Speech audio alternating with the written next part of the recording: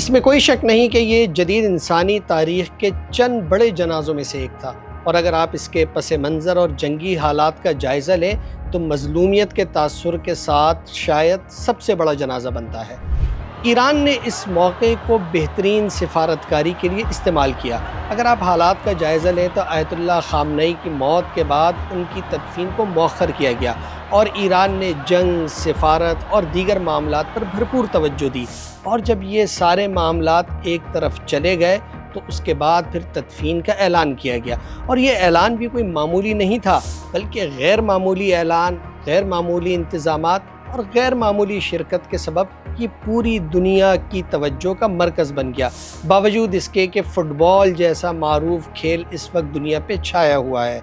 اور اگر آپ جنازے میں لوگوں کی شرکت دیکھیں اور اس کا حسن انتظام دیکھیں تو آپ کو پتہ چلتا ہے کہ ایرانی اس کام کے کتنے بڑے ماہر ہیں۔ شرق و غرب سے تمام وفود اس میں شریک ہوئے، افغان طالبان سے لے کے سعودی حکام تک، اور اس کے علاوہ دیگر مسلم اور غیر مسلم ممالک کے وفود اس میں شامل ہوئے۔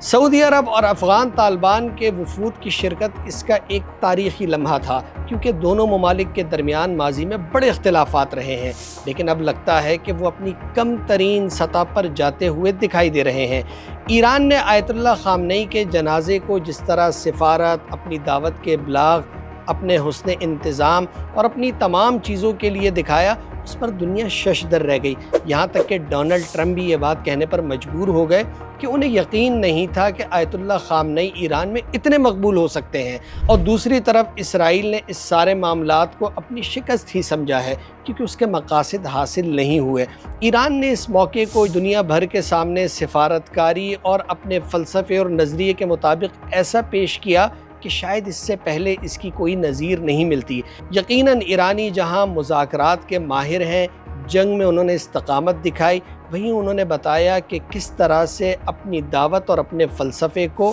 امن کے دنوں میں بھی عام کر سکتے ہیں، اور جنگ کے بعد کے حالات میں بھی پوری دنیا کو دکھا سکتے ہیں۔